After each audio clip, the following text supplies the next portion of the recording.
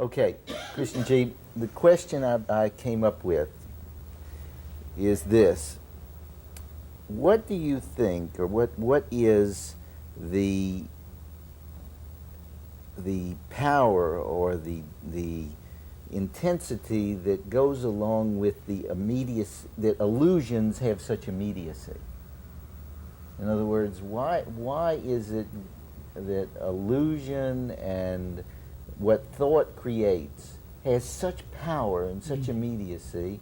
That's question one. And then somewhere along the line, what can a person do if, let's say, if I or if you see the illusion of the immediacy in my illusions, and you see the quality of my illusions, what can a person do for another person who is caught up in their illusions?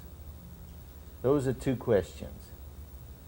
So first of all, what do you mean by illusion? Well, when I use the word illusion, I'm going from discussions we've had before, where we talk about the fact that thought creates a reality.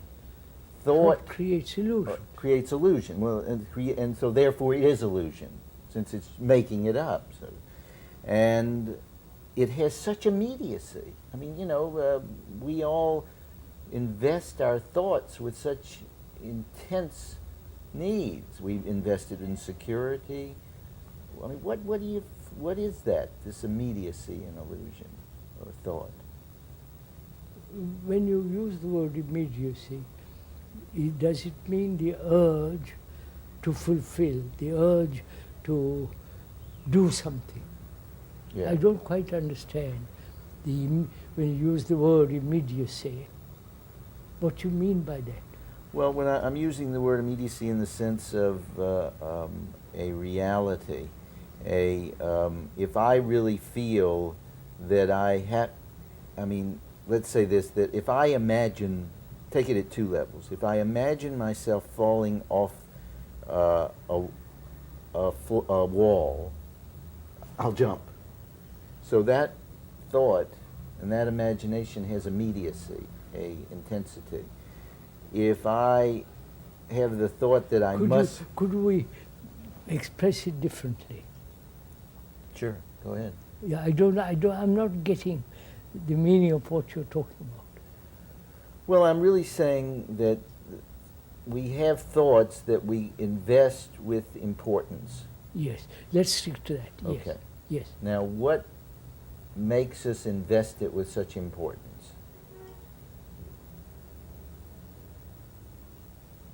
In other words, how come we can't see? I mean, I'm really referring back to my work as a doctor, where a patient comes in and will say, terribly depressed if somebody died, terribly depressed if their lover doesn't show up, terribly depressed if they lose a job. Those are thoughts which have importance, but they have, for this person, it's as if it's the whole life has collapsed. That's what I mean by immediacy. Urgency. After all, it's the urge of desire to fulfill. I'm not getting you there. Because I'm not getting your meaning at all. Well, let me try another way. We talk a lot about what thought does. Yes. We said that thought is limited. Thought, whatever it does, whether in the technological world or in the psychological world, is limited. Exactly. I mean, a person who is concerned about himself all day long, his whole attitude towards life and towards the world is very, very, very small. Right. Now, how come if thought is limited, but actually thought begins to seem like it's unlimited? That's just an idea, that's an It's illusion. Well, but that actually happens. So what is your question then? So what makes that happen? In other words, what makes thought appear so unlimited? And we invest it with such unlimited virtues. Who does this? Everyone in this world that I know. I mean, people think of their, like yesterday in our discussion, the man says he's getting better because he can take a vacation, right? So in a way, he has invested his thought. You see what I'm getting at? No. You still don't see. Well, let's try. This is what we're trying. People do invest their... Would you mind changing the words? Not invest. Move away from this. All right, we'll move away. We'll try another way. We think what we think is important. That, keep it at that. What we think is important, which is our prejudice.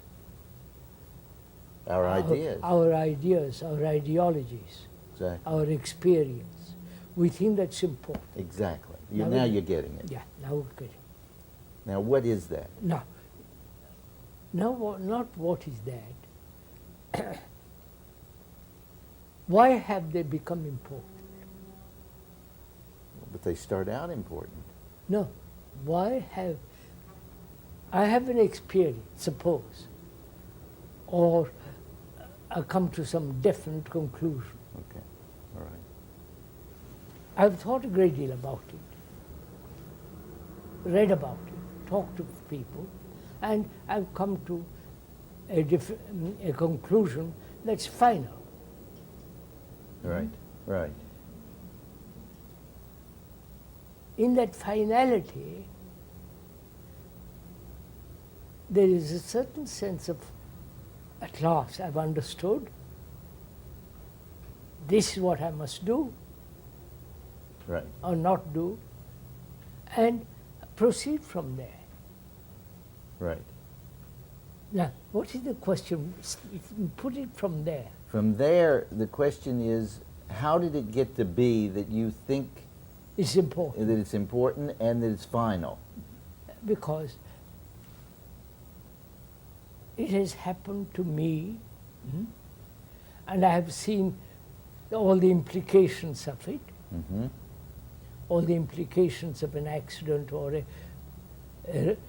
I've reasoned it out, and I said, this is so. Yeah. But the difficulty is you come along and say it's not so. Yeah. Then I hold on to what I've come, my conclusion. Hold on to my conclusion. Because I say it's not. You mean it's simply in reaction? You say it's not. Yeah. Your conclusion is wrong. Unless I'm willing to listen to you, examine it, then I'll change it.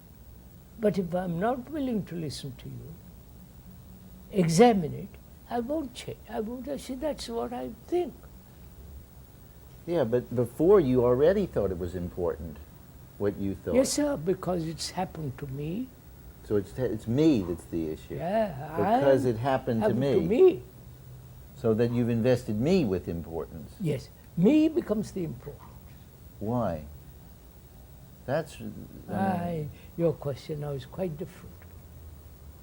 Why human beings all over the world have given importance to the idea of the me. Yeah, yeah. Such importance. Huh? Such importance. Tremendous importance. Yes. The whole world circles on. Right. From now, so what does it? You know, what do you mean, what does it? I mean, in other words, why? Why does... Why do human beings give importance to their own self-centered activity? Right? That's right. Why?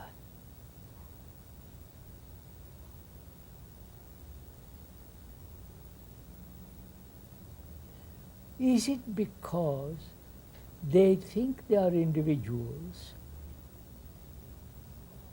separate from everybody else, and therefore because they are individuals,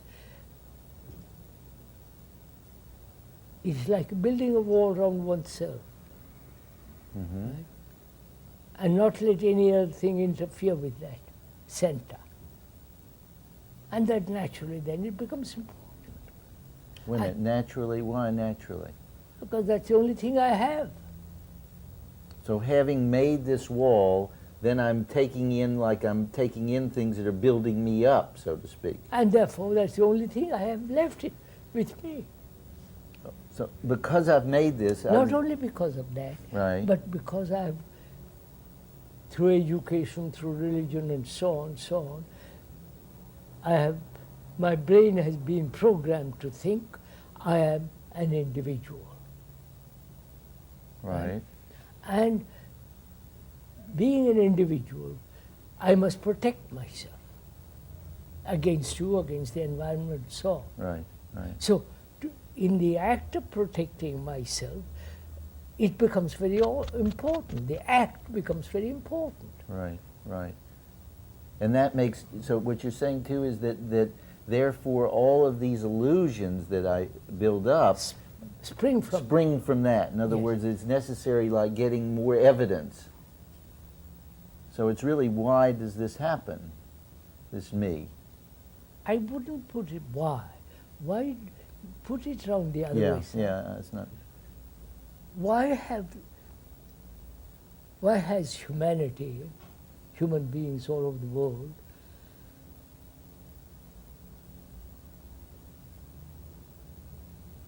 have become so terribly self-centered? Huh? Mm-hmm. Would that be right? Yes, question? that's good. Why, sir?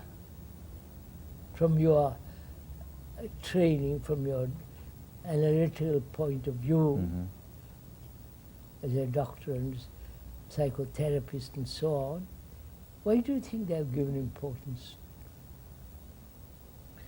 to this self-centered, egotistic movement, Mm-hmm.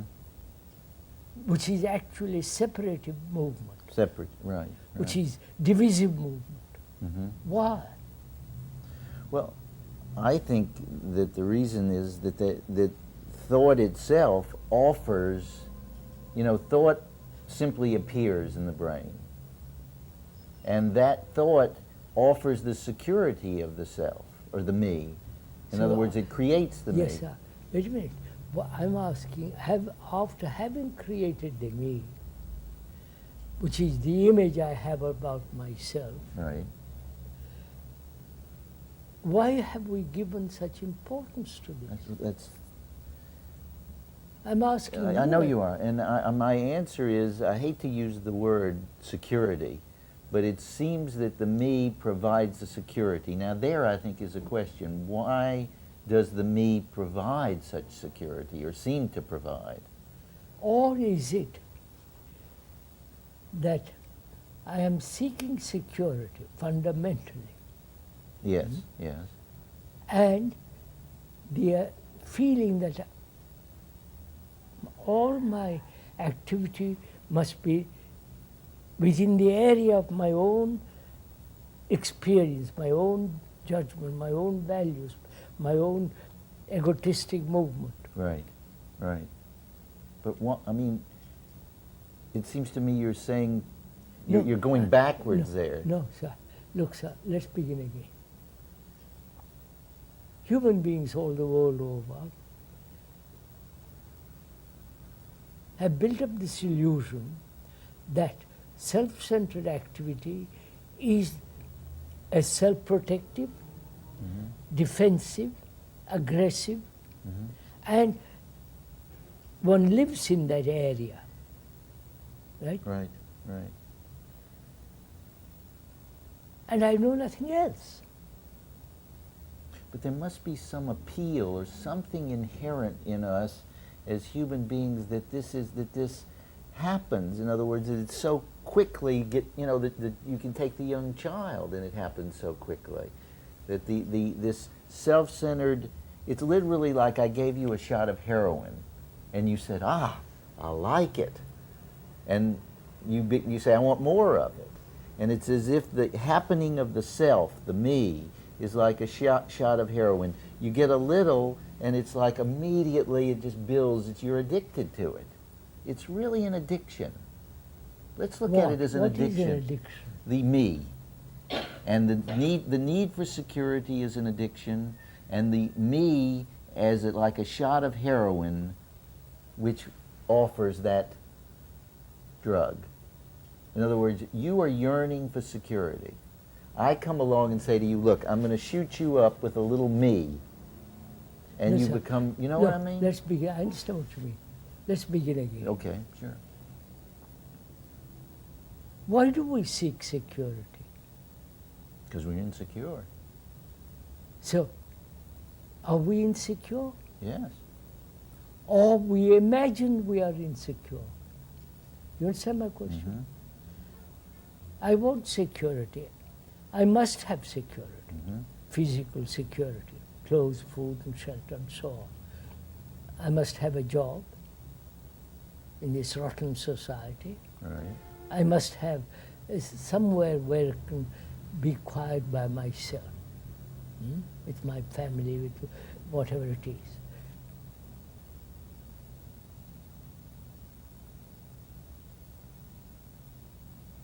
Why have human beings, that's my fundamental question, have given importance to the me, to thinking I must protect myself? Because the world is very dangerous. It began probably, a million years ago, when man began to come into being. He had to protect himself. The wild animals, why everything was chaotic. So perhaps from there began the origin that I must protect myself. Animals do. A deer which is being chased by a leopard, his instinct is to run away. Right, right. And unfortunately, the leopard is quick and catches him, kills him, and so on. And also the deer escapes sometimes, fortunately. So from there, we have inherited this sense of I must protect myself. Okay. Yeah. And I'm asking, is it possible to protect yourself in isolation? After all, the very idea of protecting myself brings about isolation. Right, right. Right? Now, is there security in isolation? Well, if the deer runs away, is he seeking it in isolation? No, poor thing, he just wants to survive. Just wants to survive. And also, Is that possible, that maybe that's one of the things that causes the me, that he just wants to survive? that's a natural instinct. But I say Physi- maybe the me is So physically I must survive, right. right? Well, then we must get confused and think the me is physical survival. No. Physically I need clothes, food, Right. and shelter. I must survive. I must have a job, and so on. Right. Yeah, room, and so on. Now, is there psychological survival at all? No, but I just had a thought. There's no psychological survival. Why do you say that? Who Well- say why? I mean, everybody wants to psychologically survive. But actually, do you think The me is the psyche. right, right. But in some way, it's confused with the body.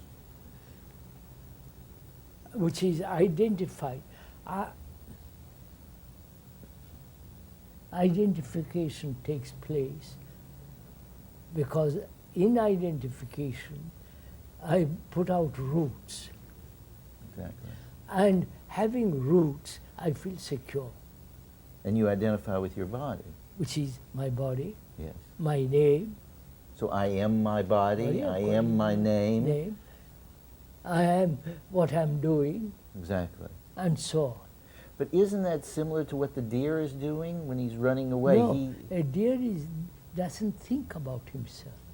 Exactly. But There I'm is saying no that there's a thought- crossover there. There is no thought operating probably in the deer. Okay, we'll accept It that. just wants, frightened and runs. Yes. And then when we go into this me and identification, Then all the trouble begins. but isn't that in a way a sort of wrong continuity from the deer? You know what I mean? Not quite. Well, in the sense that you say we've inherited this need for survival, like from the animal. We have inherited the instinct to survive. So we've inherited the instinct That's to survive. natural. Sir, please let's admit one thing. It's natural instinct to survive. Exactly. It is, every little atom cell wants to survive. Right, right. And to survive physical necessities, I must have Right. job, so on. But a lot of people think me is a necessity. Are you sure what you're saying? Yes, I think that there's a Me is essential. They haven't even examined what is the me. but they still feel it as essential. They feel, no sir, they feel in the me there is security. Yes. In the psyche, right? Mm-hmm. And I cling to the image of myself. Exactly. Mm-hmm. But we never examine what is the psyche. Mm-hmm. If there is clinging to something which I call me, Mm-hmm. maybe an illusion. So we have to examine what is the psyche. Has it any ground on which it can stand firm? Or is it just a movement, Mm-hmm. a series of movements? I don't know if I'm following you. And these movements, experience and so on, Right. is the me. Yes. Mhm. Mm-hmm. And I know nothing else. Well, except one question that comes up there is that in the act of experiencing, there seems, as I'm looking at it, there's a sense that the me appears in the act of experience. In other words, it's all... Just a minute, sir.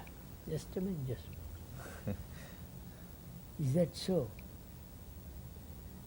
I have an experience I had this morning. A car ran into me. Mm-hmm. It hurt me.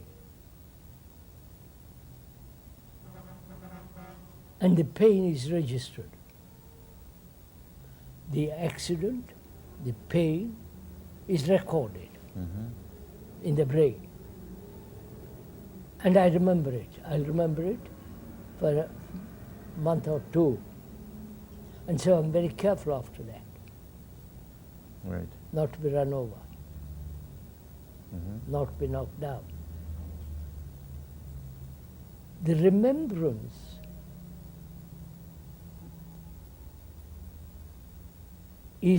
has a continuity.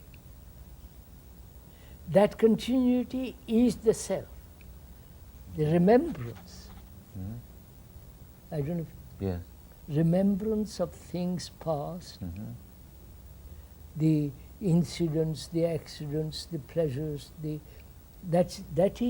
that memory has a continuity. Memory. Mm-hmm. And memory then says, I've had this experience. I must be careful. Right? Right. So there is no other factor than the continuity of memory. Except next time I have an experience, what happens? I add it to that. Of course, Yes. continuous addition or subtraction. Yes. So So that's is memory to which I think, which is actually a continuity, what value has that? Apart from a skill, a doctor, you have to have a continuous memory in order to examine me. Right? Right. A series of time, series of accumulation of knowledge and so on, you're the doctor. So there is only, I'm saying, continuity of memory. That's all. Memory is me. There is no separate me from memory. Right? Right. Right. And that gives me security. What is that? What? The security you get in that memory. Knowledge. Knowledge of my accident, of my pain, of pleasure, the things past. That is the structure of memory based on experience and knowledge. I see. And that brings to me a sense of, that brings a sense of continuity, which is the me. The me is not something separate from memory. Right, right. So memory is the only thing that continues. And that's security. Naturally. Well, that's what gives us. You see, sir, no. What has continuity seems to appear to give security. That's the question. What's the appearance? Yeah. What memory is the only factor in our lives that has continuity. Right. Now that's a great. Yes. You understand? And what is memory? It's the storing of the past. Things of the past, right? Right. Not of the future. No, it's only the past. It's So- only the past. So we're going to discover something extraordinary. That is, the past has continuity, Right. modified, but the past continues. Right? Right. So that which has continuity, though modified, is the only source of security. That's Anything that breaks up, death,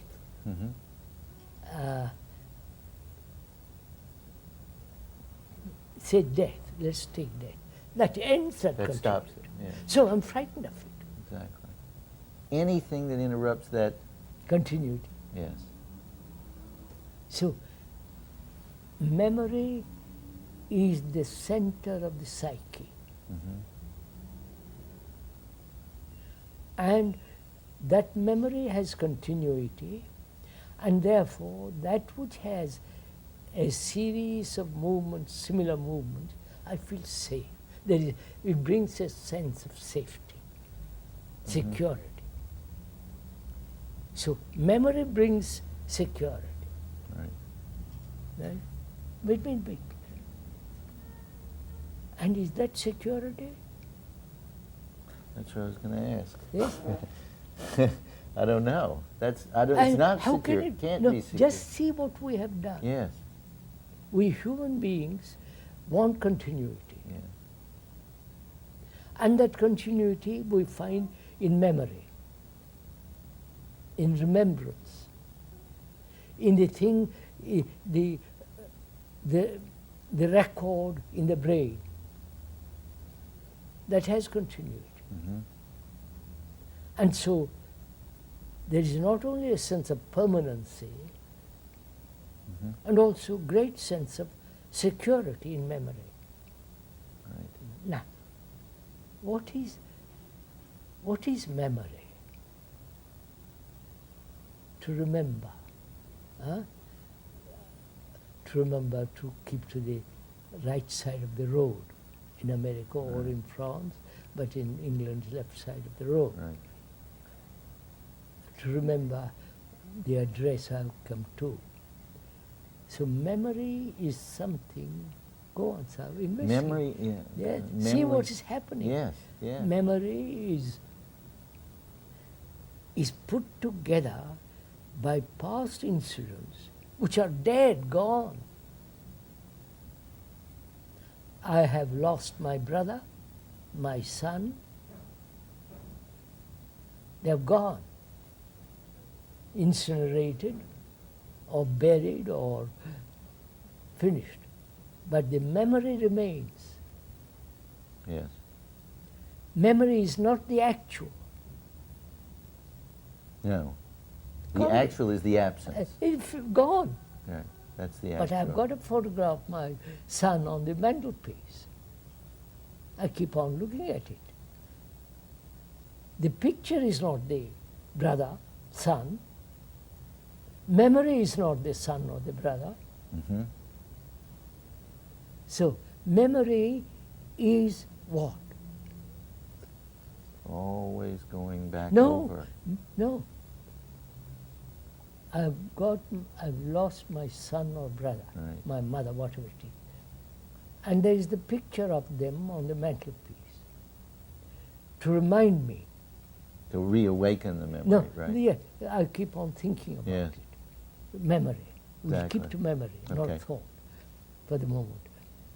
So that memory is something which is, that memory represents something that is gone, dead, finished. Yes. So memory is not real. I don't know. Yes. I know that's it. You follow, sir? Memory is not the actual son or the brother. So memory, though it appears to have continuity, it is a dead thing. Mm-hmm.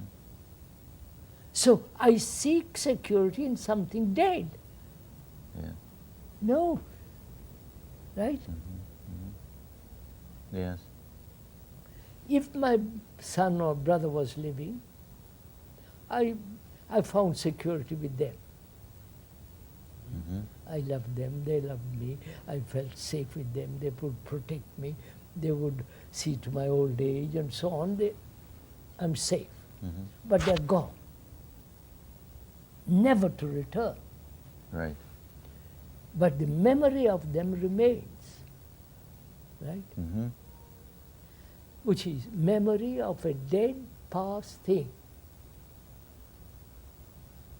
So memory which appears to have continuity is a dead thing, not the actual living brother and son. Right. Right. So what is thought clinging to? Or clinging to something that's dead. That's great, sir. To discover I'm clinging to something Mm-hmm. that's gone.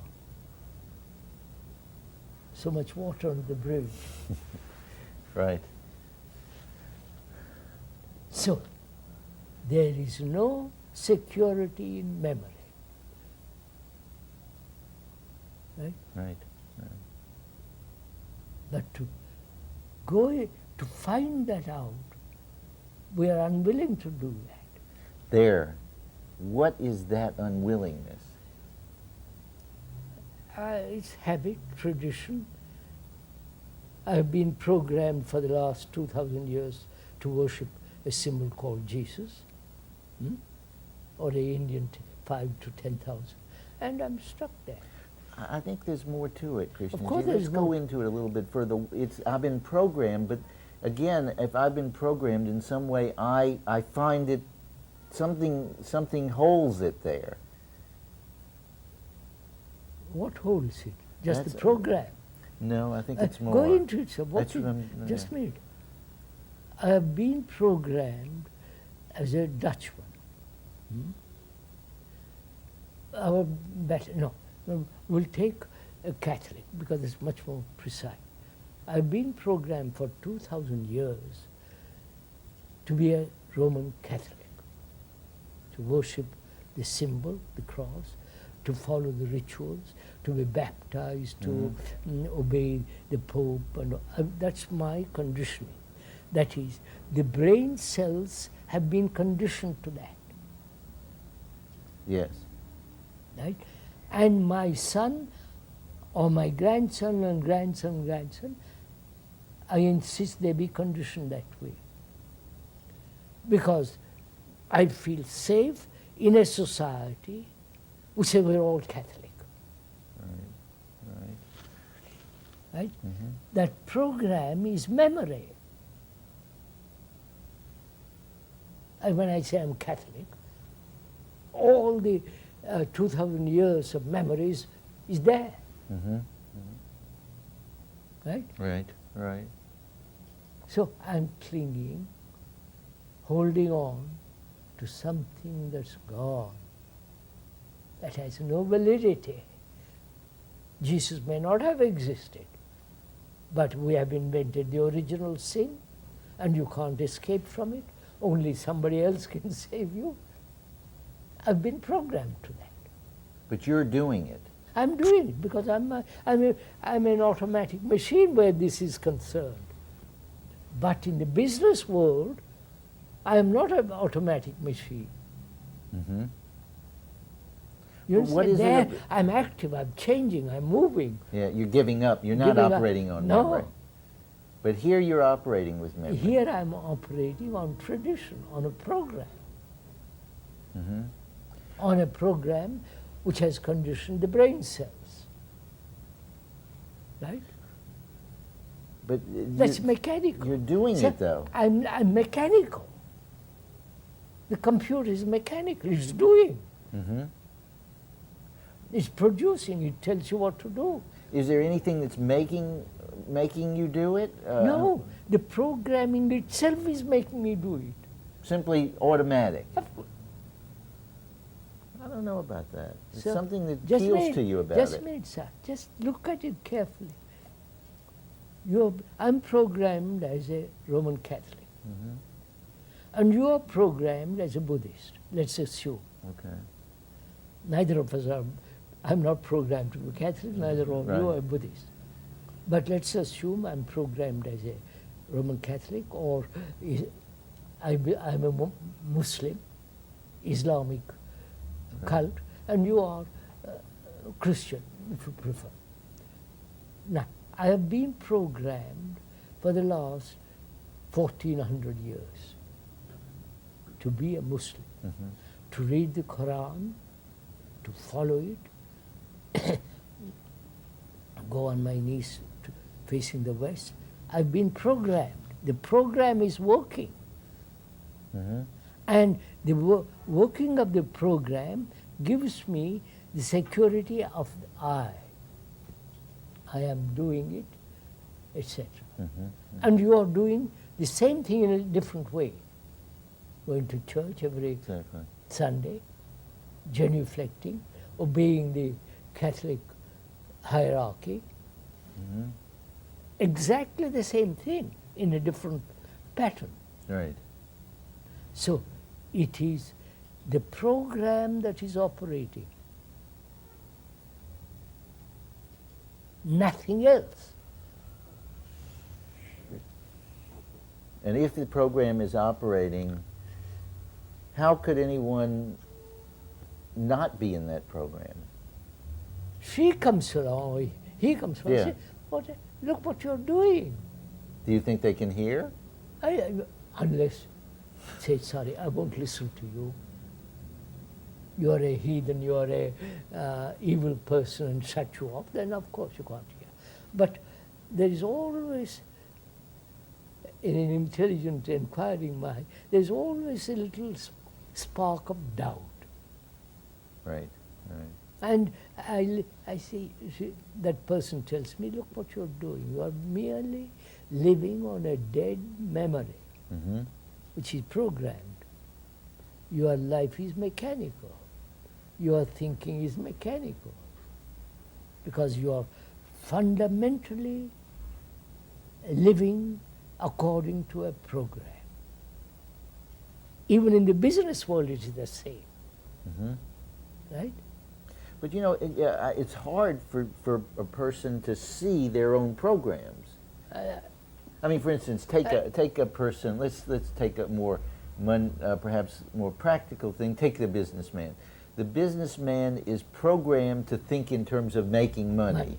He's programmed in terms, or take a doctor. He's programmed at such levels as to think of himself as separate from his patient, or he's programmed to think in terms of knowledge. You pass over knowledge, but that whole thing of knowledge itself, in the good places where it works well, gets into other places, into the you know what I mean? No, sir, I understand.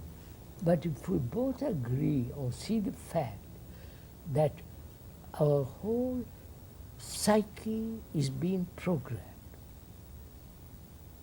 I'm talking psyche for the moment. Right. Which is, I am a Catholic, I'm a Jew, I'm a Arab, I'm a Hindu, I'm so on, so on, so on. Communist, which are all ideologies. Right. Right? Ideologies. Exactly. Yeah. And the ideologies have been put together by thought. Right. Clever thought, crooked thought, irrational thought, and so on. It's still thought, right? Now, that thought has been programmed. Sure. And so deeply. Obviously. I mean, if so, the me after itself. 2,000 years and 5,000 years, you can't help being deeply programmed. But so deeply in the sense of this me where we started. If we go back and start over. The program is me. Exactly. Now, the program is me, and the very program, the very act of being me is programmed. Yes, sir. Now, but that's a phenomenal thing. I am acting like a computer according to what I am programmed. Well, that's phenomenally difficult. See the importance of this. How deeply rooted it is. Yes. The inheritance, the tradition, the heritage, the genetic, all that is born from the animal and so on gradually to man, and all that is great experience, knowledge, and so on, which is the past. And I am living. The brain is living in the past. Yes. And the past is a program. The very act of living in the past is a Yes, program. sir. Yes, sir. The act of living in the past is a program. The brain is a program. So, the me is a and program. therefore, what does a human being do Exactly. when he realizes this? That means there is no freedom. None. You may talk about freedom of will and all, that's nonsense. It's like a machine, but more clever, more subtle, more inventive, and so on, the brain. But it is conditioned, it is programmed, and as long as one lives in that area, there's no freedom. It's like a clever, a machine that quickly adjusts itself to various factors, impressions and so on, but it's still a brain that's been programmed that can only think, right? And Right. the thinking is limited. Yes. It's right in the program. That's all. First of all, to realize that is a bit of a shock to me. Right. Matt, the other day we were discussing with some well-known scholar and scientist and so on. The scholar was conditioned by his knowledge, right? Right. He has read an great deal, Asiatic philosophy and Western philosophy, religions and so on. He has got tremendous knowledge which has conditioned him. Exactly. Yeah.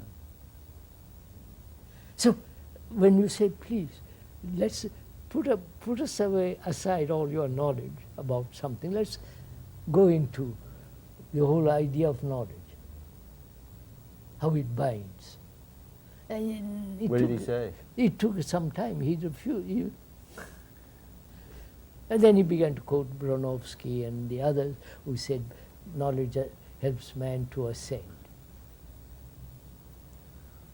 I mean, this whole concept of knowledge helping man to ascend seems so utterly nonsense to me. Mm-hmm. Because we have had 7,000 years of war, which has brought us enormous knowledge. Right, Killing with a right. stone, with an arrow, then with a gun, and so on. Till now we have got the atom bomb. Exactly. Yes. Huh? We got increased knowledge. Knowledge. And will take another 10,000 years, adding more and more and more. Perhaps we'll be able to wipe out the whole earth. We'll have that much knowledge. Yeah. So the point is, I am programmed. I accept that. Suppose I accept it completely. Do you accept it? I suppose I said for the Okay. moment. Yeah. You come along and say, look, my friend, you have no freedom here. You are just a machine. Mm-hmm. Set. A very clever, intelligent machine, which you are. The brain is a machine, can react and all the rest of it. And as long as you remain, the brain remains in that area, it is never free. Its energy is limited. Its capacity is limited. Though technologically you have advanced within the last 3. Yeah. Can we take right here and take a look here? I have no freedom. My energy is limited. Okay. Now, there's an implication there that I'm to think about having more freedom or having more energy.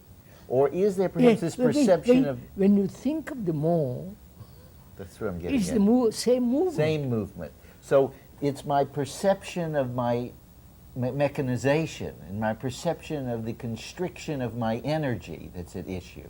Yes. Isn't that it? Yes. And that's not only that's issue, sir. Let's put it down this way. Suppose I realize that I am programmed, all of me, biologically Right. as well as psychologically. Right. And you come to me because you have investigated much more. Mm-hmm. You're a doctor, you have gone into this, you've studied various things, and you say, look, my friend, you have no freedom. You're like a very good, subtle machine. Mm-hmm. In that, because it is automatic limited, you're creating infinite trouble for yourself, pain for yourself, conflict for yourself, and you have created this society, and therefore you and society are creating hell on earth. Mm-hmm. Mm-hmm. By going around inside of our... In that limitation. Right. You point that out to me. Then I say, please, I see the fact. Help me to break through it. Right? Mm-hmm. Right. And you say to me, no, I won't help you. Because you have to see the truth of this. And you're asking me to help you is the system itself. Yes. So Right. you tell me, don't do that. Don't ask my help or ask the help of anyone, including God. can we stop right there? How is it that when you ask me to help you, that really just is another way to show my conditioning, really? Yes, I've acknowledged. It I've is ac- that, yes, because you're making yourself into a thing for me to fix, really. No, I've acknowledged that I've been programmed, caught in a trap, Right. and I can't get out. I think I can't get out. Right? So what can I do for you? Therefore, I come to you.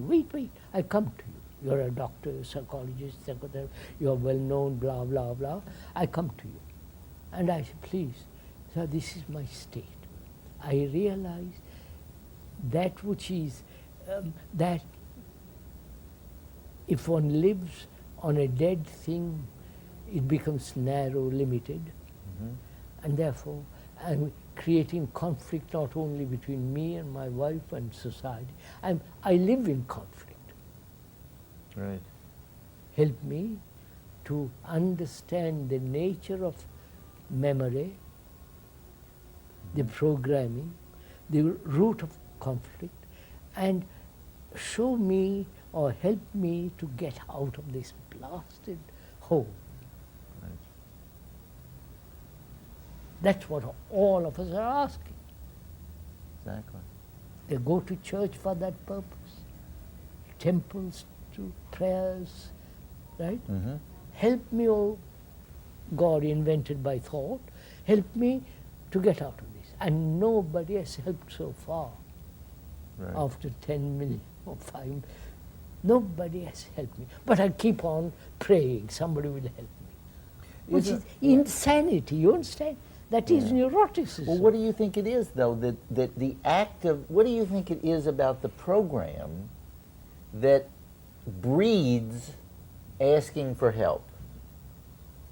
No, it is not asking for help. When you come along, point out to me how the limitation of being programmed, then I begin to look at it. Mm-hmm. But then you ask me for help. Then I ask you for help. So, but that's part of your program, to No, ask me for help. it's not part of my program. No? No. Yes, in a certain way, yes. That's part, but, Yes. but I moved out of that. I come to you for help, just listen. And you say that's part of your nasty program. I say, yes, quite right. But all the same, let's inquire into it. Please, let's go do together. it together. Okay. You follow? Yeah. So we can talk together. Together. That means you're not helping me to climb out of the hole. Right. We're in this together. Together. Which means what? We're both programmed. We both realize we are both programmed. Exactly. We are in a hole. Exactly. And by talking over, looking over, investigating, we begin to see there is nobody going to help you. Or you. Nobody is going to help me or you, Exactly. both of us. Right? Right. What does that mean? I remain with my program. We're together in it. Yes, you are in, we remain, let's put it that way. We remain in the hole. Because I don't know how to get out of it. You don't know either. We remain in the hole, right? Mm-hmm. But what has happened when I say I'm not accepted help, I'm not looked to anybody, God or... Well, but wait a second. Wait a second. Yes, see. I came along and I showed you your program. Yes. And so you Did say, I give you help? No, I didn't? You didn't see it. I didn't see, but you have shaken me. So I helped you. No, sir. No? You have helped me like thunderstorm. The thunderstorms give a lot of help. I shook you up a little. You know, nitrogen to the soil, Right. thunder. Right. So Got 3 minutes. you acted as We got 3 minutes. you acted as a thunder, which is a natural event. We happen to meet, and we say, look, let's go into this. So, but what Am would I hap- out of the program because I could see your program? Huh? Am I out of the program? I'm No. not. I mean, I could see your program. I'm still in the program. Of course. We Okay. both are in it. We're both are in it, right? I've shown you your program. And you, by talking to me, you discover that you are also programmed. Exactly. Ah, Yeah, That's of course. quite a discovery. Of course. Both of us discover it. I Not see. you don't.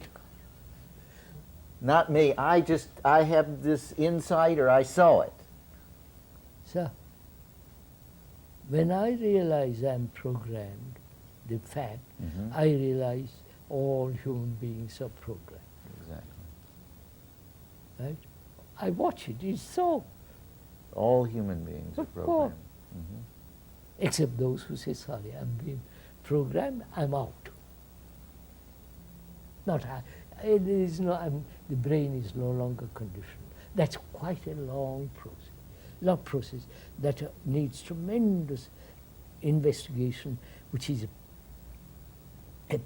which is meditation and all that. I won't go into all that. But the fact that memory has continuity, and in that gives us security. Continuity gives us security. Right, right. Memory is a dead thing, not a living thing. You can't have a memory about a living thing. Mhm. So, I'm living with dead things. My life is, you would say, when I live on past memories, I'm living with death, with things that have gone. Yes, yes. Therefore, and I cling to those memories because it gives me certain comfort, security, and so on. But it is like holding on to dead cocks, Right. right? Yeah. So, if I realize that, actually see the truth of it, there's a mutation in the brain cells. Yes. Yes.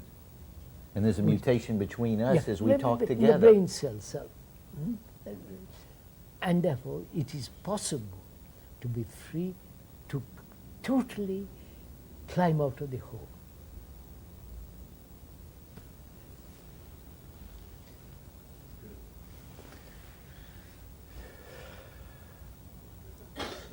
Finish? Just sit there for a little bit. Just hold that wide shut. I have found something new. Huh? Just hold that wide shut. What'd you say? I found something new. Me too. Okay,